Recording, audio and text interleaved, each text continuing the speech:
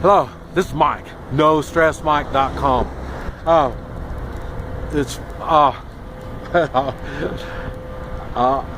don't even know where to start on this.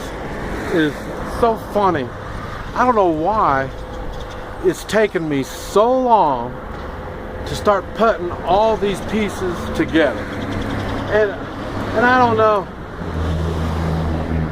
is it just me? I'm just a little slow, or what? I just don't know. But I'm going to share it with you. It's more of my findings, and it's what it is people that are irresponsible with money.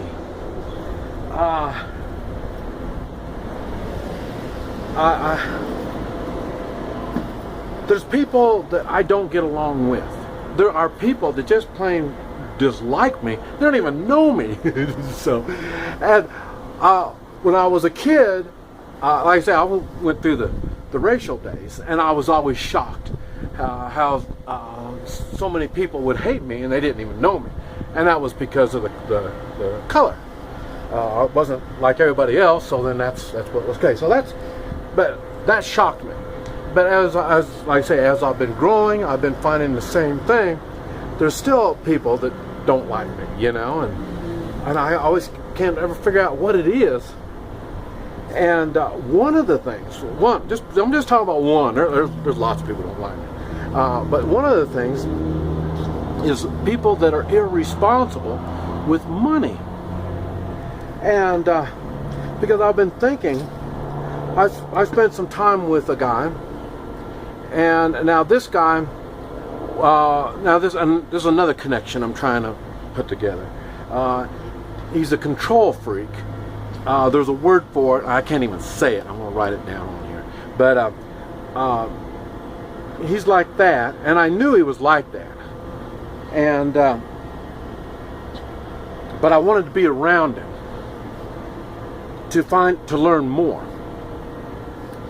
And he needed my services. So even though I wasn't gonna hire out to him, because like I said, I knew there was too many things that weren't right. And one of the things was, like I say, he was a control freak. The other thing was, it seemed as if he was irresponsible with money.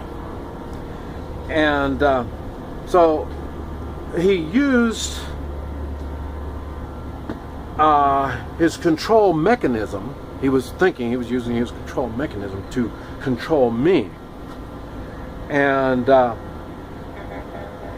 he did. I mean, to a certain degree, because he got my curiosity going, and that's why I went along with it. And but I say, the thing that got me is the inability to handle money. And after all this was all over and everything, now I've been thinking about it, and I look at my friends. All my friends can handle money. All of them can. I mean, it's no big deal. It's part of taking personal responsibility. Okay, and then I think of other people that have been in my life not because I invited them or something like that. They were friends of friends or friends of family, and they didn't like me. And they would try to cause problems with me. I mean, with my friends or family, they would try to stir up some kind of a situation. They would try to break our ties, and I couldn't figure out what's going on with that. I mean, I didn't understand it. But because they're irresponsible with money, that says that they're irresponsible in other aspects of their life. I haven't made a connection yet about the control freak stuff, if there's a connection with that or not. With this, I haven't made all the connections on that. But I do know, like I say, and the thing is, I have seen people that have been irresponsible with money, and as I watch them through their life, through weeks and maybe even months, and sometimes even through years, I can see how their lives always deteriorated. And when they get their claws into other people, that will bring other people down.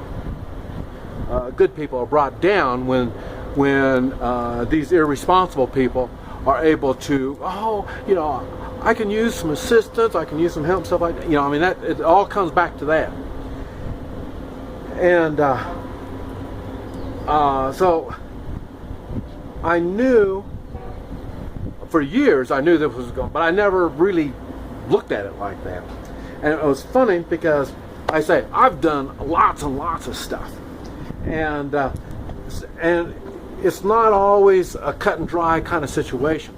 Because it's funny because I was in the oil business. I had access to a few $1 million when I was 30-some years old, and and in my business I was doing all this, and then finally when the oil business went kapoots, I didn't go bankrupt. I lost everything, and I mean everything. I mean my house. I mean I lost everything, but I didn't go bankrupt. And it was funny because at that time you could say, well, hey, he was irresponsible with money, and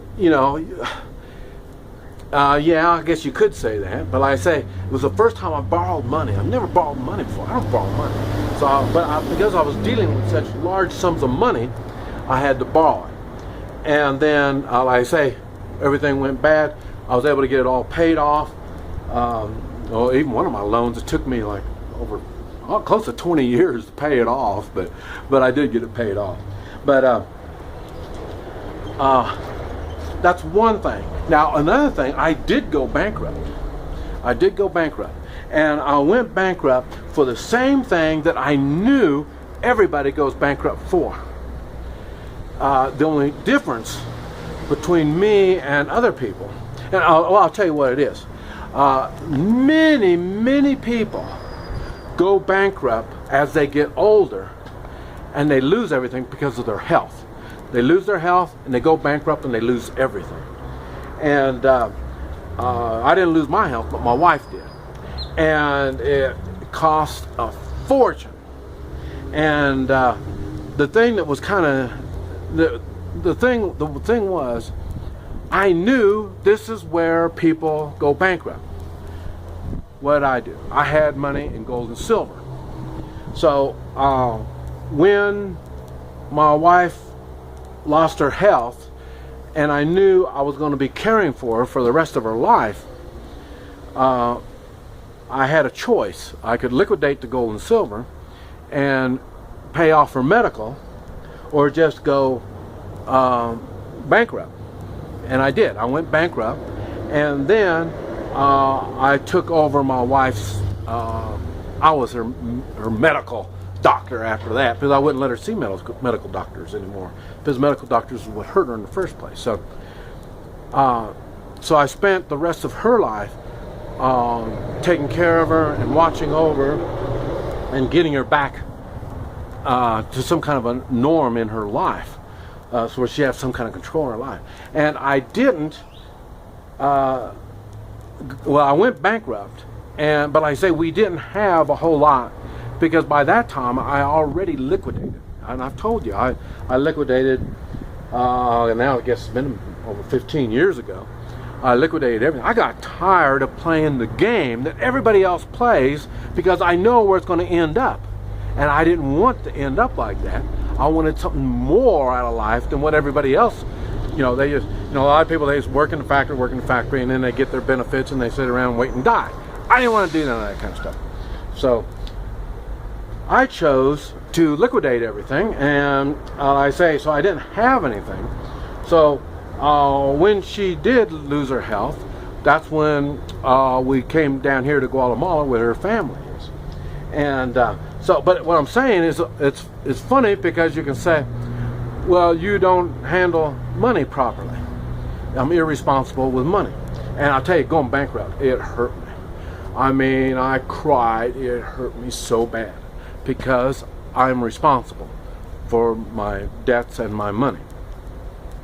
But I had to go bankrupt because, like I say, the medical system, you know anything about the medical system, they pump the prices way up, and they know there's no way in hell you're going to afford all this kind of stuff. That's how they get you into the insurance. You can't afford it, so you have to buy the insurance. Well, now the insurance, you can't afford the insurance either, so that's why. But I said I didn't have to worry about it, but I had everything in gold and silver. So, but anyway, irresponsibility with money tells you this person is more than just money he's irresponsible with. So a lot of what I'm talking about is for you younger folk. When your friends, when you see that your friend cannot hang on to money and they spend more money than they're capable of producing, that's called being irresponsible. I say, even though I say I was 30-some years old, I didn't go bankrupt, but business-wise, I probably should have went bankrupt. I should have went bankrupt and kept all my cash, but I didn't. I paid everything. So I say, paying my debt is a very big thing. And I say, when I did have my bankruptcy, the only debt I had was hospital. And I say that's, I don't have no respect for the medical field, and so that's the way I look at it like that. So you might say I picked on them, and I did, because I say I hate them. So, but you watch and you look, you'll see your better friends, your good friends, the friends you can really count on, they are responsible with money. Look at that. You watch that and see. That's really, really interesting. And you watch the people, you'll see it when they're young and they're irresponsible for money. Their whole life gets irresponsible. You'll watch their whole life will deteriorate. So that's why it's important to teach your kids responsibility for money. And it's funny because our kids, like I said, we had restaurants and businesses, and so I paid my kids. They had work to do, I paid them. And then every month they'd accumulate their money, and then we'd go down, and then they would use their money to buy stocks and stuff like that. And so I was teaching them how to invest their money. And we did that until they changed the law where they can't use cash. And then, in other words, they wanted to keep track of the money. And then that's when I started giving the kids gold and silver. And so, well, they would buy, with their money, they would buy the gold and silver. And so they would learn how gold and silver is worked. And so, in other words, they're learning responsibility with money. And I say so, and anybody that knows money, and you hear me mention it every once in a while, I'm going out, I'm doing things, I'm having fun, and when I run out of money, it's time for me to go back home and stop spending money. I don't spend money I don't have. And so, and that is a sign of being responsible with money.